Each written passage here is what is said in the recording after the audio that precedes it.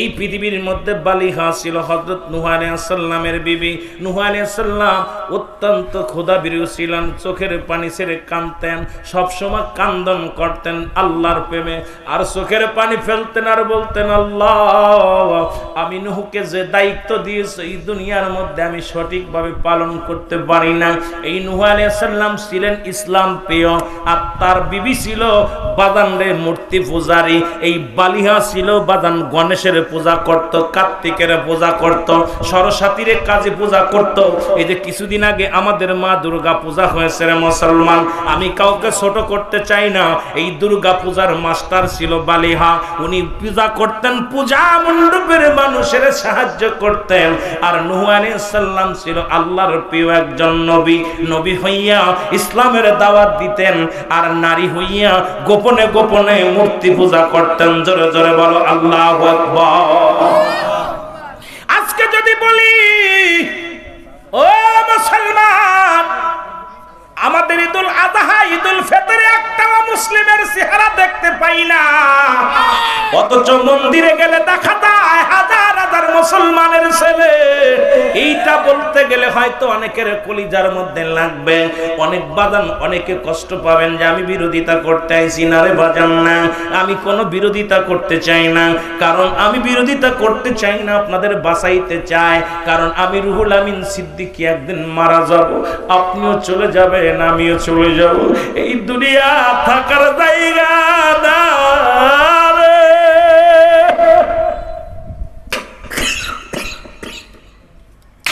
और अल्लाह वाले कुल्लु मन अलैहा आफा।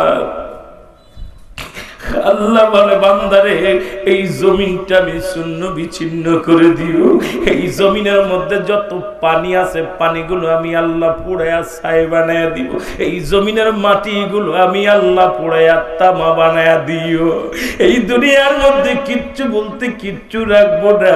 কত টাকাওয়ালা কত বাড়িওয়ালা চলে গেছে দুনিয়া থেকে, এই দুনিয়ার সম্পদ খাবে লোকে, আর আপনার দেহখানা খাবে পোকে।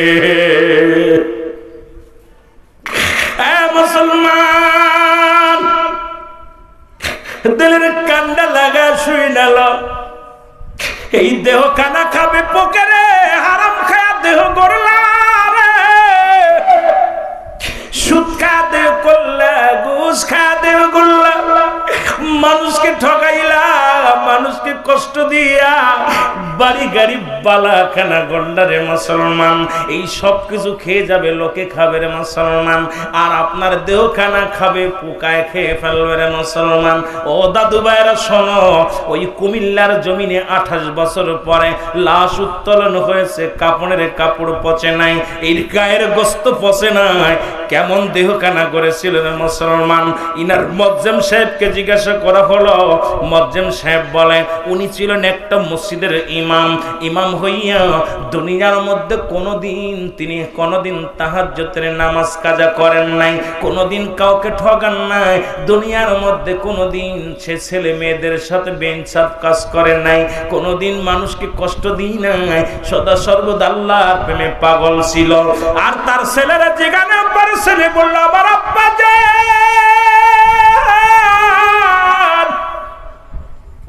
এমন একজন ব্যক্তি ছিল, বাড়িতে যদি ডিম না রান্না করলে আমার আব্বা কোনো বাড়িতে ডিম খাইতো না। আমরা মৌলবী দাওয়াত দিলে গোস্ত পাইলে হুঁশ থাকে না, ডিম পাইলে হুঁশ থাকে না। এরে মুসলমান, বাড়ির ছেলেরা ভর্তা ভাত খায়, বিবি ভর্তা ভাত খায়, এর বাবা মা ভর্তা ভাত খায়, আর আমি মৌলবী প্রতিদিন পরের বাড়ি মুরগি পোলোয়া খায়। এরে কেমন ইমানদার, আমার দেহ তো খাবেই পোকে, কারণ দুনিয়ার মধ্যে আমি আপনি হালাল হারাম বুঝলাম না। আর 28 বছরের জিন্দেগিতে উনার ছেলে বলে, আমার আব্বা যান বাড়িতে যদি গোস্ত আনতো, মানুষের বাড়ি দাওয়াত দিলে গোস্ত খাইতো, যদি বাড়িতে মুরগি আনতো মানুষের দাওয়াত দিলে মুরগি খাইতো, বাড়িতে যদি একটা ডিম রানতো, আমার আব্বা জানকে কেউ দাওয়াত দিলে সে বাড়ি যায় ডিম খাইতো। আমার আব্বা বলতো, আরে আমারে তোমরা দাওয়াত দিছো, আমার ছেলে মেয়ে তারা বাড়িতে এমন খাবার জোগাড় করতে পারে নাই, এই জন্য আমি জীবনে ভালো মন্দ খাই নাই। আল্লাহ 28 বছর কবরে শুইছে রে,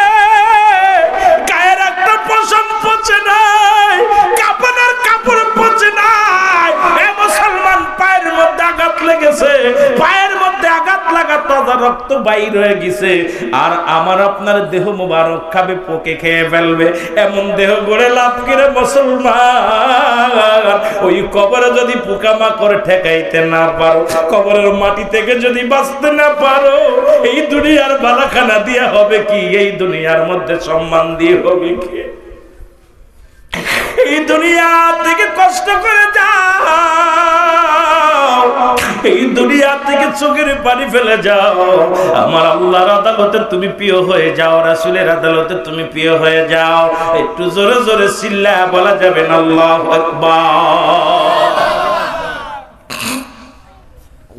আমি বলতেছিলাম, আল্লাহ বলে, ও মুসলমান, এই জমিনটা আমি রাখবো না, আমি এই জমিনের মাটিগুলো পোড়ায়া তামা বানায়া দিব, জমিনের পানিগুলো পোড়ায়া ছাই বানায়া দিব। যেদিন কিচ্ছু বলতে কিচ্ছু থাকবে না, সেদিন থাকবো শুধু আমি আল্লাহ। আল্লাহ থাকবে নবীর ভালোবাসা নিয়ে। যেহেতু আমরা মুসলমান বলে দাবি করে পড়েছিলাম ইলাহা ইল্লাল্লাহু মুহাম্মাদুর রাসূলুল্লাহ। জোরে জোরে চিল্লা বলা যাবে না মারহাবা? দয়াল নবী বিহনে আপন বলতে কেহ নাই জগতে, আমার আপন বলতে। বাবারে, নবীর প্রেমে যার চক্ষু দিয়ে মাছের চোখের মতো একটু পানি গড়ায় পড়ছে, আল্লাহ পাক ইয়াউমাল কিয়ামতের ময়দানে ওই চোখ দিয়ে জাহান্নামে দেবে না। মহব্বতে বলেন, দয়াল নবী বিহনে আপন বলতে কেহ নাই জগতে, আমার আপন বলতে। ও নবী ও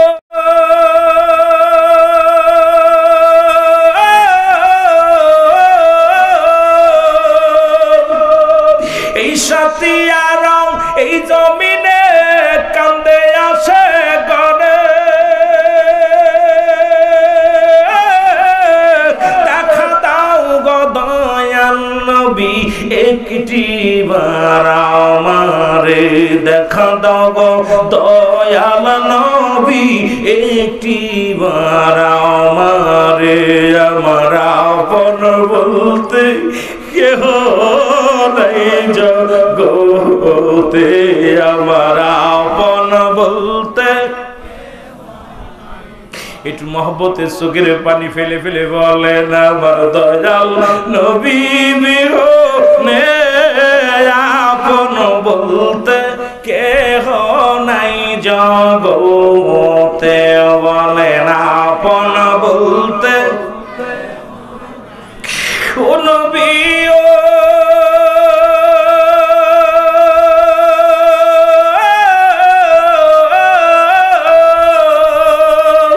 মদিনাতে আসেন আপনি আমায় পাগল করে,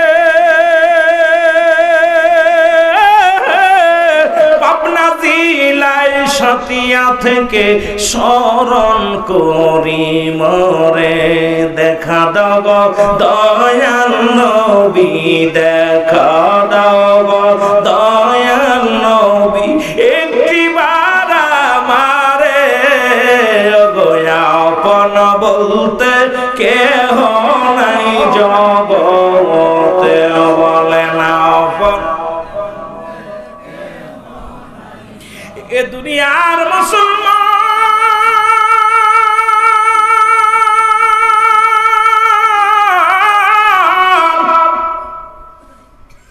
এই মূর্তি পূজারী বালিয়া এত বড় নিকৃষ্ট মহিলা ছিল গো, প্রতিনিয়ত প্রতিমা বানাইতো, নিজে ছোট ছোট প্রতিমা বানাইতো, এটা মানুষের কাছে পাচার করে দিত। কয় পূজা কর ভগবান বানাইয়া, কয় তোর আল্লাহরে কোনোদিন দেখিস না, এরে নুহু পাইছে কি, নুহু কোন ভগবান রে পাইছে? ওই নুহুর আল্লাহ কানা, নুহুর আল্লাহ চোখি দেখে না, তার কোনো আকার নাই, ইঙ্গিত নাই। এরে নুহু কই থেকে পাগলামি করে, আমি নুহুর বিবি হইয়া তোমাদেরকে উৎসাহিত দিই, তোমাদের টাকা লাগলে টাকা দিব, তোমাদেরকে সাপোর্ট দিতে হলে সাপোর্ট দিব। তোমরা এই ভগবানকে পূজা করো, কারণ ওই পূজা ছেড়ে দাও, খোদার পূজা ছেড়ে দাও। নুহুর খোদারে বলে যাও, নুহুর খোদারে বলে যাও। এরে নুহু আলাইহিস সালাম কামদার ডাকতে বলে, আমার মালিক,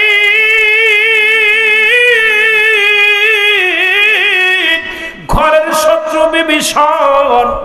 আল্লাহু আকবার। আল্লাহ আমি কি করব? আল্লাহ কয় নুহুরে কান্দিস না, একখানা কিস্তি বানা। মারহাবা বলা যাবে না? আর একটু জোরে বলা যাবে না? ও নুহু দেরি করিস না, একখানা কিস্তি বানাইবি, আর ওই কিস্তির মধ্যে তোর মহল্লার মানুষদের ডাক দিবি। একমাত্র যারা তোর অন্তর্গত থাকবে, যারা বিশ্বাস করব, তারা এই নুহের কিস্তির মধ্যে উঠবে। তক্তাখানা পাইয়া নুহু বড় আশ্চর্য হয়ে গেলেন। একখানা কিস্তি বানাইলেন, নৌকা বানাইলেন। নুহু আলাইহিস সালাম ঘোষণা করে দিলেন, আমার ভাইরা ও আমার কওমের লোকেরা, তোমরা কে কোথায় আছো, জলদি করে কিস্তির মধ্যে ওঠো। বিশাল প্লাবন হবে, বিশাল গজব আল্লাহ দান করবে। তোমরা যদি বাঁচতে চাও, আমি নুহুর কিস্তির মধ্যে আসো। এই বাহিলা মুসলমান শুনে না, বালিহা কি করলেন? বালিয়া তার ছেলেকে বলে, বাবারে নুহুর কিস্তিতে চড়বি না। আমি তোর মা হয়ে বলছি, তোর ওই ভগবানের কি ক্ষমতা আছে, তোর খোদার কি ক্ষমতা আছে, তুই আমার পক্ষে থাক। এই নুহু আলাইহিস সালামের একটা ছেলেকে ভুল পথে নিয়েছিল বালিহা, তার ছেলেকে মার পক্ষে চলে গিয়েছিল।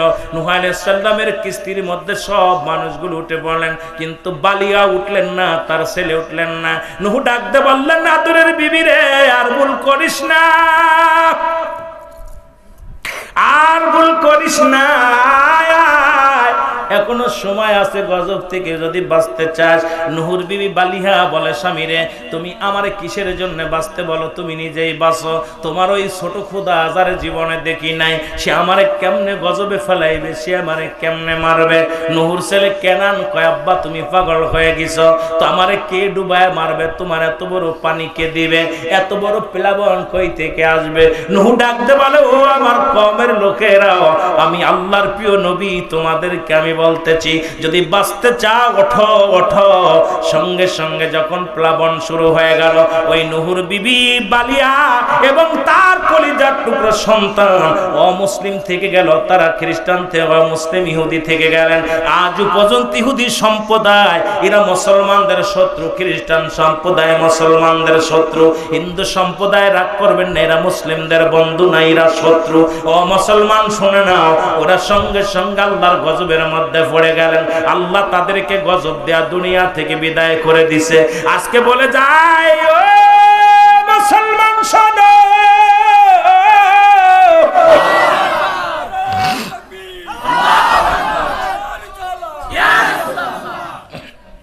কষ্ট হচ্ছে আপনাদের? দুনিয়ার মধ্যে আমার আল্লাহ পাক শেষ করে দিব?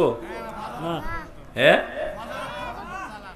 আই হায়, আল্লাহ আপনাদের হায়াত দারাজ করুক। এটাই হলো জান্নাতীদের জবান।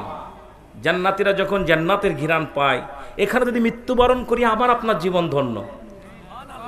কারণ আল্লাহর কাছে বলতে পারবো, আল্লাহ আমরা তো জান্নাত দেখি নাই, রিয়াজুল জান্নাহ বেহেশতের বাগান উলামা একরাম বলেছে, সেই বাগানে বসেছিলাম, সেখানে মৃত্যু হয়েছে, এসেইতে সৌভাগ্য থাকতে পারে না।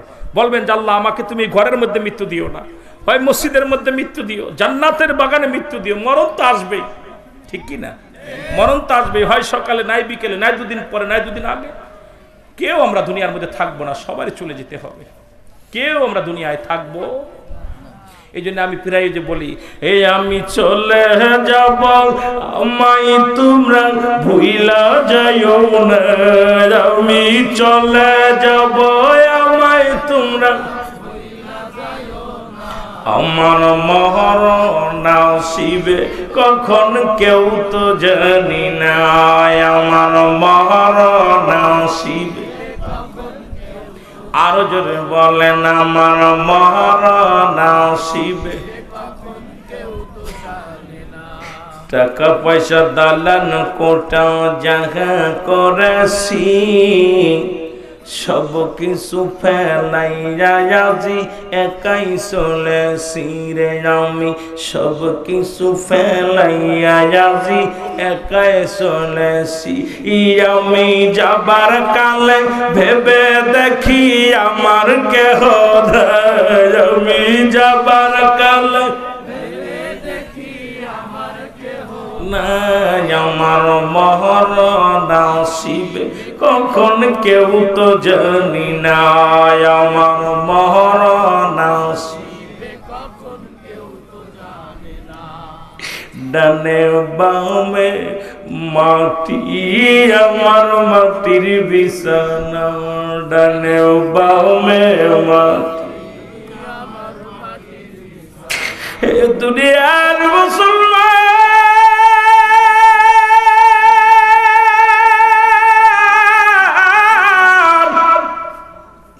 এই পৃথিবীর মধ্যে আসার একটা সিরিয়াল আছে যার কোনো সিরিয়াল নাই রে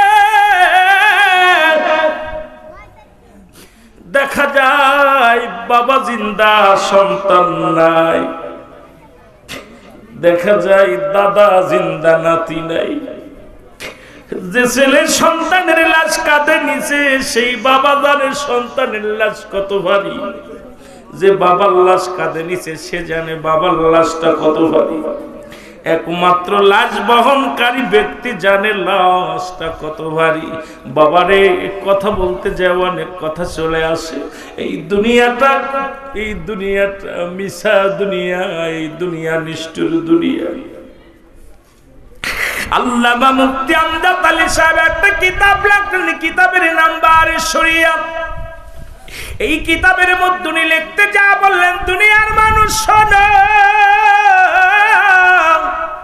সবচেয়ে আসান মৃত্যু যেটা হয় ৭০টা তাজা উটের গায়ের চামড়া জবাই না করিয়া উল্টো দিকে টান দেয় লবণ আর মরিচ লাগা দিলে যতটুক যন্ত্রণা হয়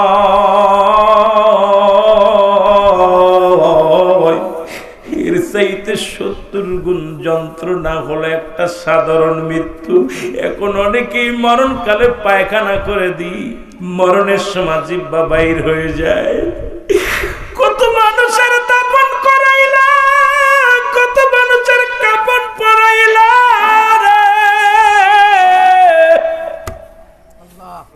ওই মরণের সময় অনেকের জিহ্বা বাইর হয়ে যায় অনেকে পায়খানা করে দেয় প্রস্রাব করে দেয় চোখ দুটি বড় বড় হয়ে যায়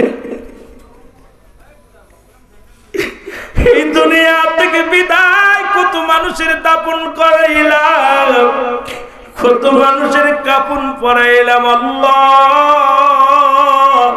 কোন দিন যেন কবরে ডাক এসে যায় রে কোন দিন যেন কে আমারে গোসল করাইবে কে আমারে দাপন করাইবে কে আমারে কাপন পরাইবে রে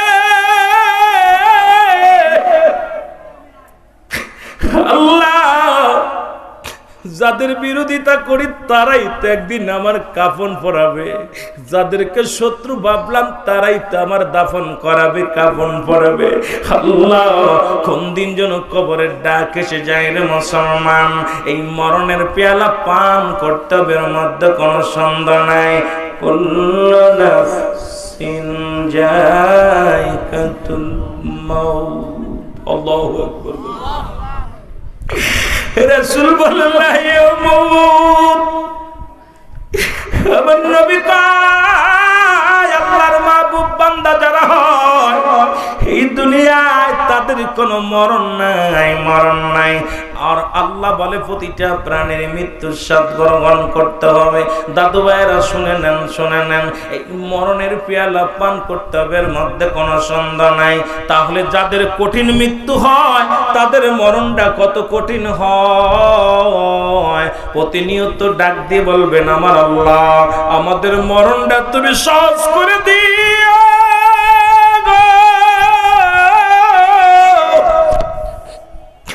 আল্লাহ মরণটা তুমি আসান করে দিও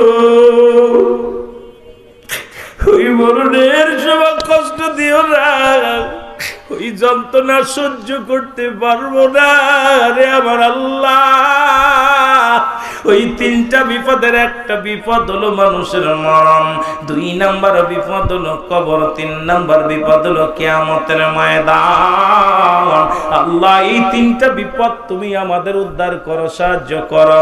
জোরে জোরে চিল্লায়া বলা যাবে না আল্লাহু আকবার। এই আমি চলে যাব, আমায় তুমি ভুইলা যাইও না, আমি চলে যাব।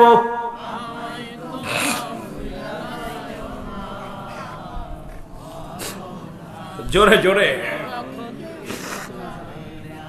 আমার মরণ